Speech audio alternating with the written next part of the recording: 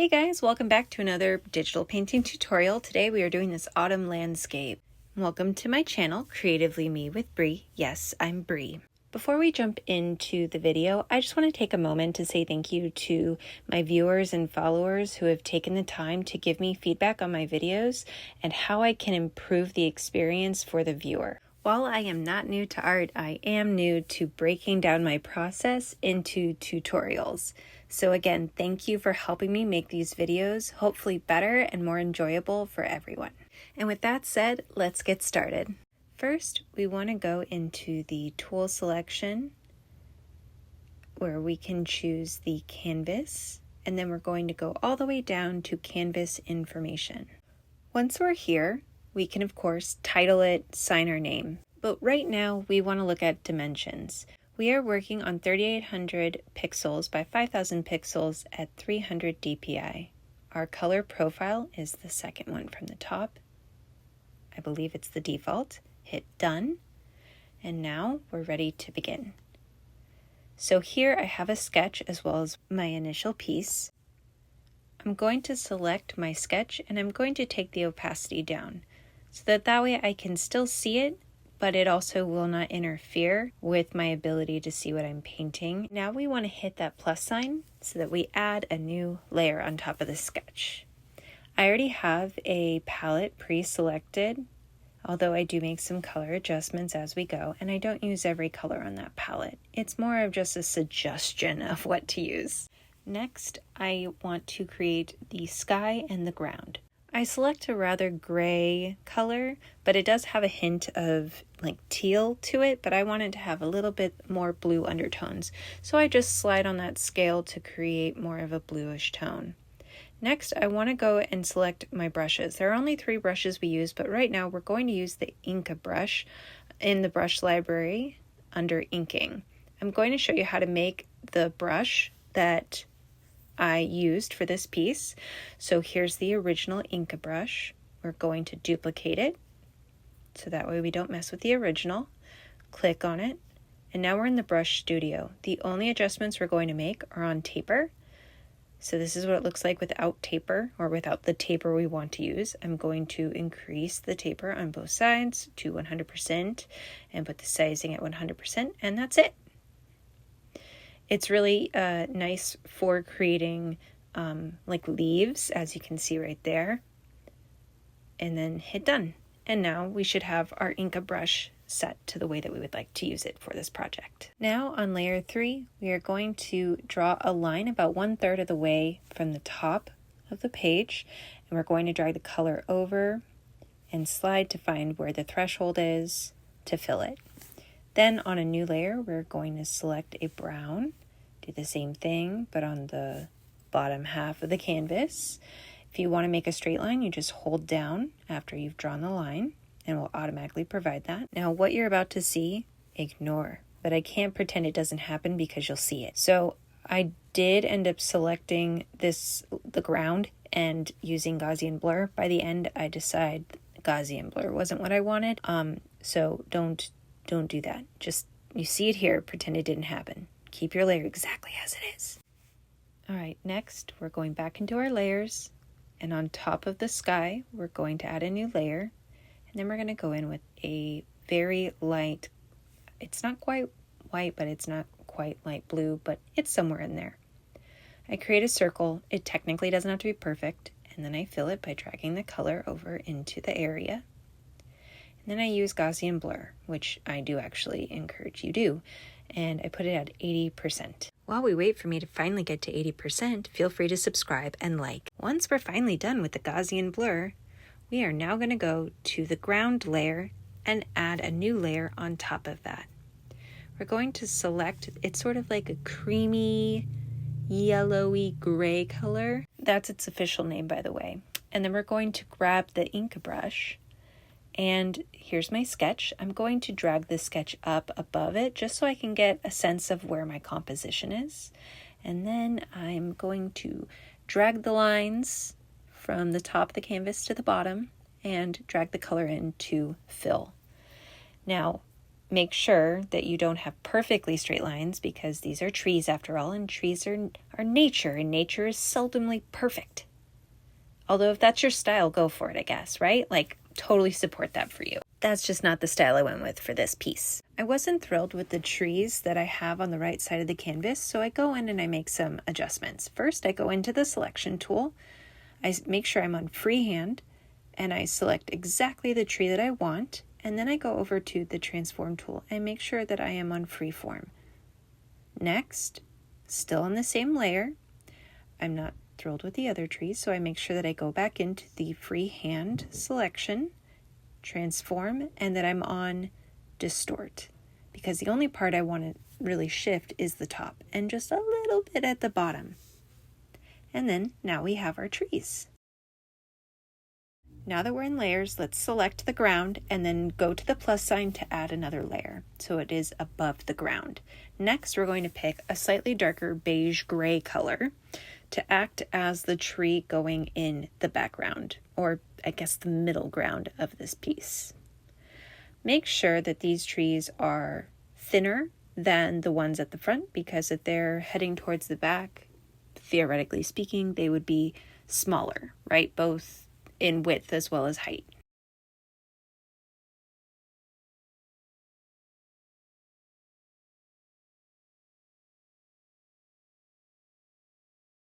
Now that I have these layers in, I still have to add the few trees right there towards the main light source. So first I select a slightly darker cream gray color. Yes, these are all very official names, I know. And then on top of the ground, underneath the last two tree layers, we're going to add a new layer. This is where we want the skinniest tree possible, the thinnest one.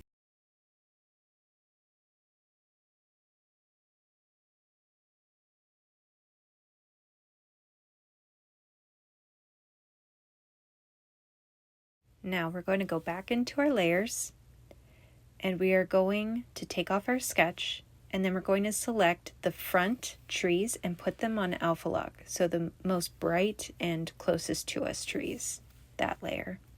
And then I select sort of a like a medium gray with a hint of yellow in it, and I'm going to use these to create the texture of bark on the birch trees. It's really just a lot of convincing scribbles that I do here. Having alpha lock on allows me to scribble without worrying about it going off of the subject matter that I'm working on and affecting the other part of the painting. Alpha lock means that I am painting directly on top of the layer of which is set to alpha lock. So I can only draw on those trees in the front, nothing else. And the world is better for it. Well, at least the painting's better for it, that's for sure.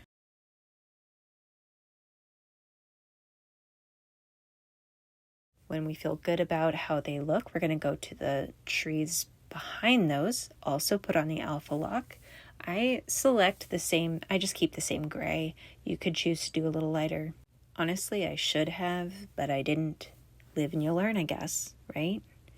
But don't worry, by the end, I'll show you how to correct that, because I find that it's something that bothers me when I'm looking at my final product, and you can learn with me how to fix that.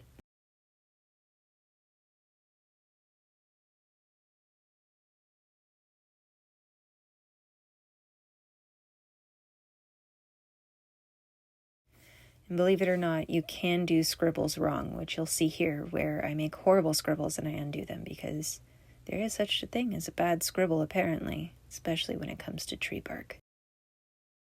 All right, last but definitely not least, we go back into our layers, onto that third and final layer of trees, put on alpha lock, and now we're going to make sure we're on a dark color, which I end up changing later. You could start with lighter, by all means. Do as I say, not as I do, right? However, if you want to follow exactly along with me and learn how I correct this later, by all means.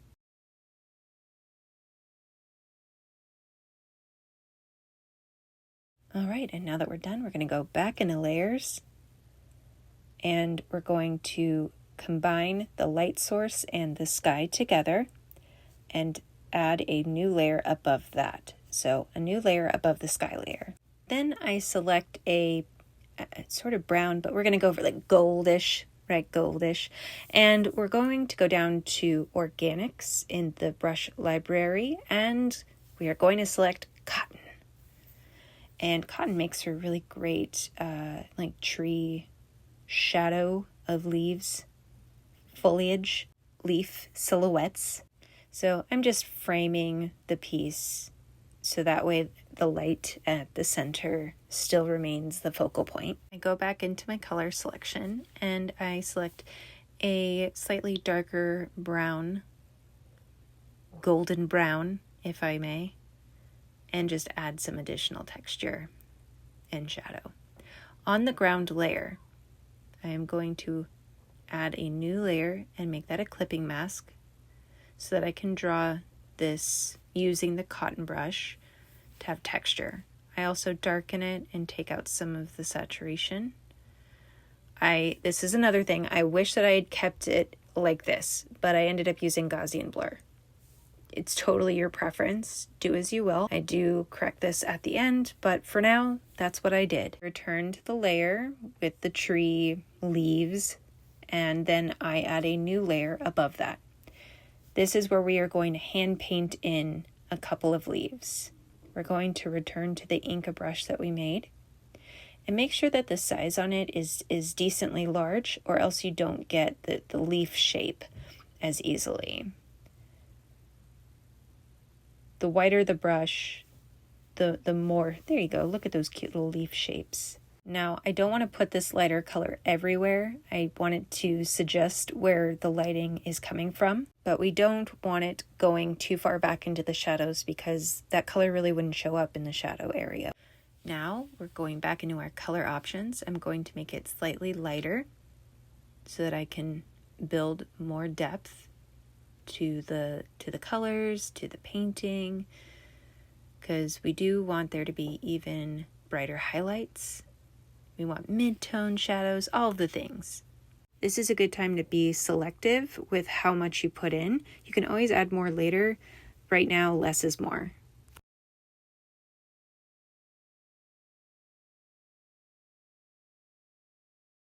Now we're going to return to layers, and we are going to go back to the sky, add a new layer above it, and we're going to grab the outermost color, the darkest part, and we're going to use that towards the center. I do take the Inca brush and I make it smaller, and I do take the opacity down a bit. You don't have to do that. That was a personal choice for me. I just felt like the color was just a touch too strong without taking the opacity down. Now I do darken the color so that I can be darker than the color on the outsides of the painting, so that I can create these little tree silhouettes. I add little branches here and there. I think that just helps add, just those little details sometimes really do add to the piece. Now we're going to start working on the leaves at the center area. So I select the color that is pretty bright, and I make sure that I go to the top layer, and I add a new one on top of it. And I put the Inca brush a little bit larger again and make sure the opacity is at 100% so that I can create these really cool leaves. Remember that less is more. You can always add more later, but start with less here.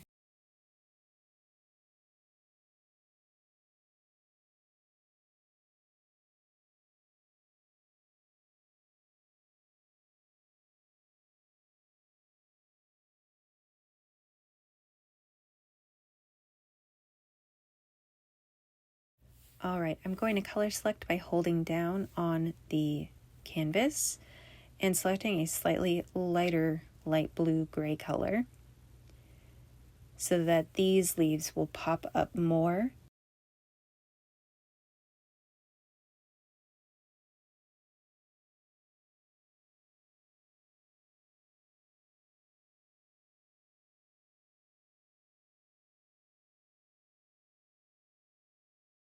Now we're going to address the ground. So I select by holding down. the color that's closer to the skyline, and I'm going to go to that layer and add a new layer. If you just saw, I combined the clipping mask to the ground itself. We are still on the Inca brush, and I'm using it to create these horizontal lines, suggesting there's a path or a worn down part of the land. Hopefully that's coming through here.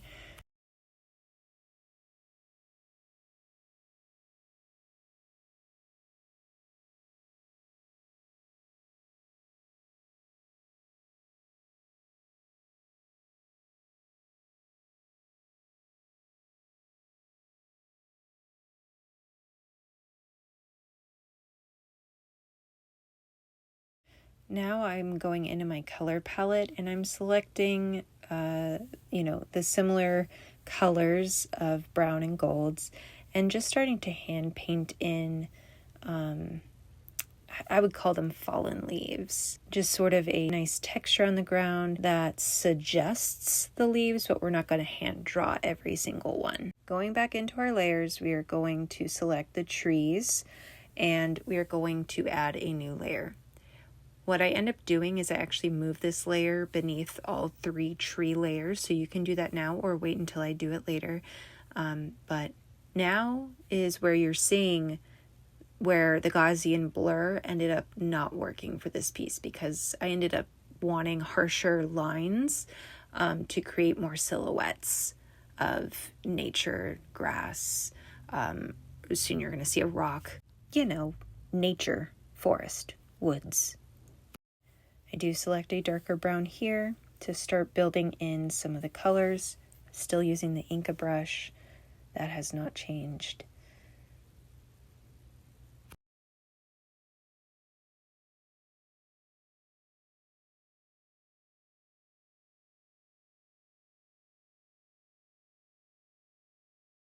And I just continue to work this horizon line.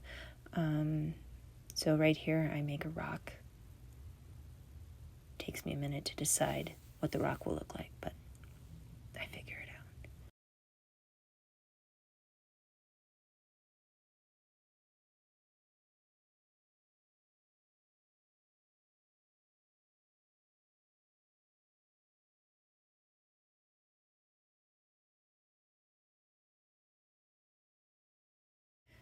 I'm about to add some shadow and depth to the rock.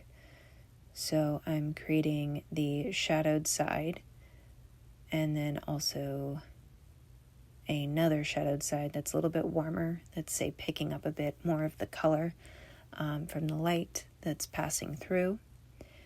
Like I said, I just moved that layer behind the trees rather than on top of the trees. I don't know why I even put it on top of the trees. I think I just got really into the project and forgot for a moment that I was filming a tutorial and it was about efficiency and how to break it down effectively, and I lost the plot for a minute there.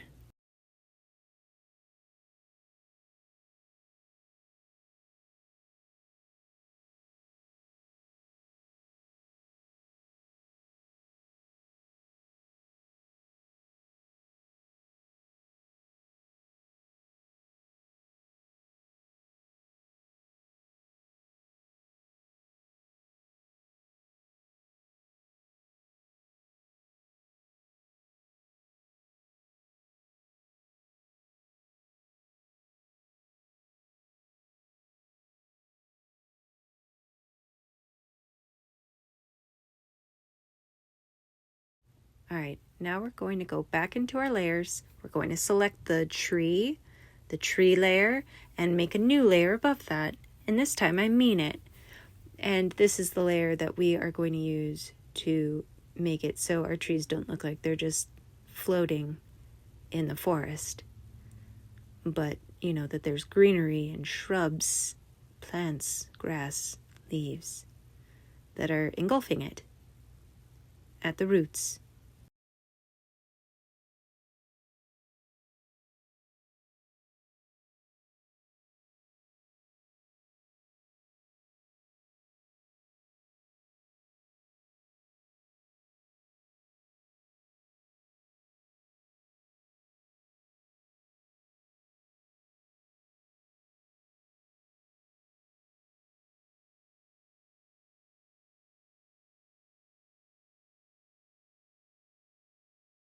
And this is the part where the dopamine of making this project starts to ebb, and I start to scribble like I don't care. And I had to remind myself to slow down.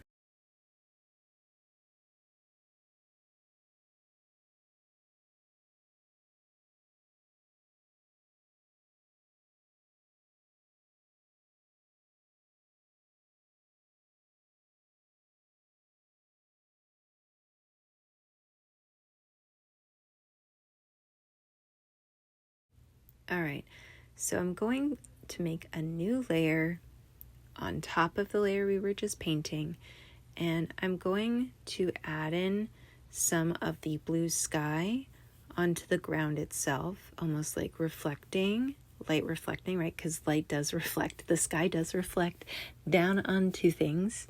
And so I just wanted to bring in that color just a bit. I could have done a lot more by adding that color in other places. And even in the trees, I could have done that. This might be a good time to pause the video and give it a try yourself. See what it looks like to highlight the trees with some blue. Now I am going to select a slightly whiter blue so that I can create some more background highlights and grass and just give more depth so the piece doesn't feel flat.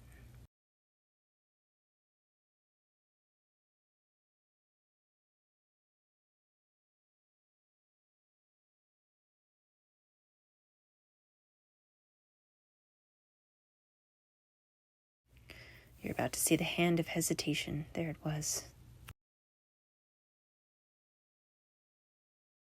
So we're going to go back into our layers. We're going to stay on the layer that we've been working on that is above the trees, so we can add in, more illusion of leaves that have fallen on the ground. It doesn't have to be much to make this suggestion work.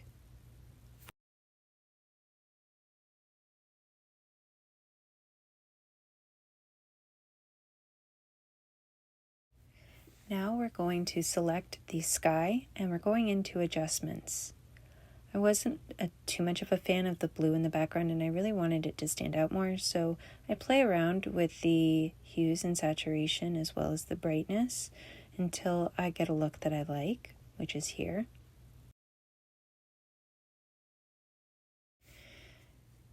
I go to the sky again, add a new layer. I grab the darkest color.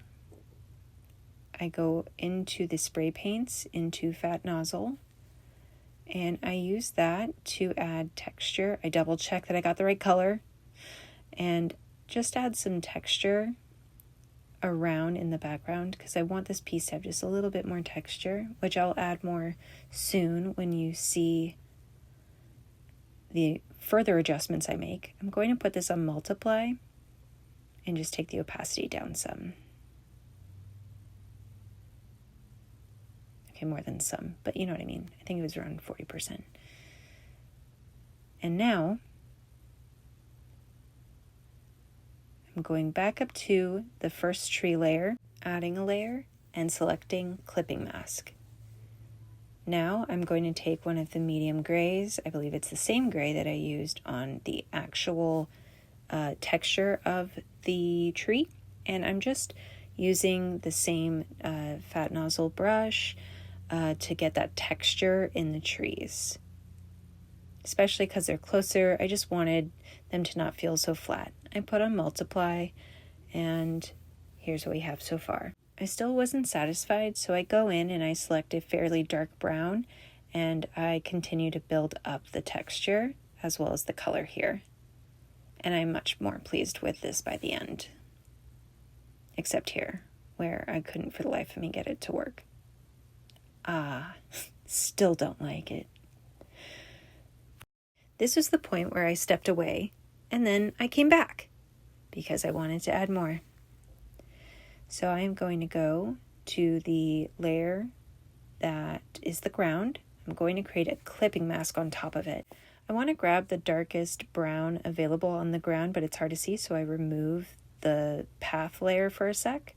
I hide it, and then I turn it back on, and then I make sure that I grab the cotton brush again, and I start painting in the texture that I initially had used the Gaussian blur on that I wish I hadn't. It's difficult to see here, so I do choose a darker color and work that in as well. The next adjustment that I would make to this piece is, here's the sketch so you can see what I'm thinking, are the branches. So just underneath the sketch, I add a new layer, and using the gray that I used on the birch tree for the texture, I used to create branches because, well, trees have branches, but these trees didn't, so I added some.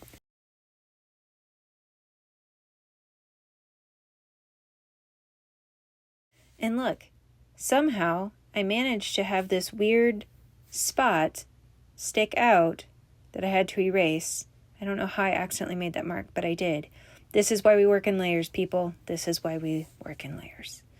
So I continue my branches.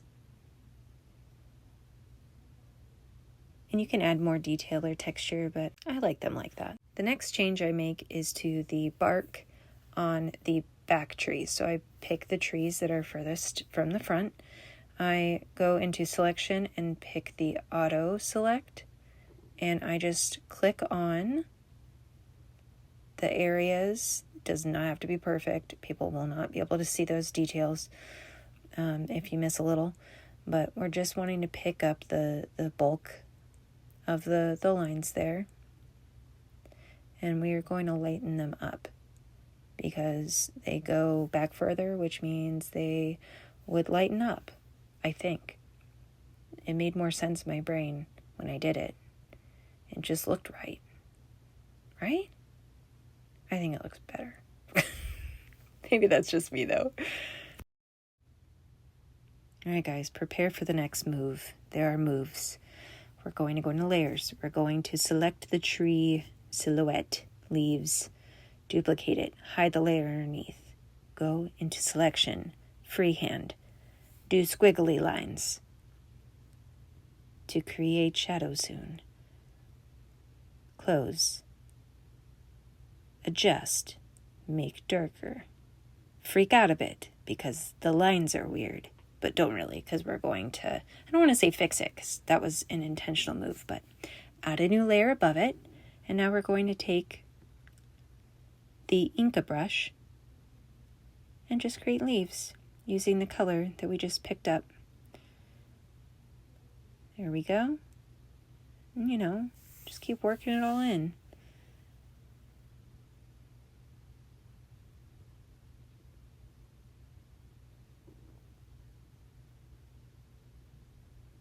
I just didn't feel like there was enough color variation at the top, so that's why I went in and did this.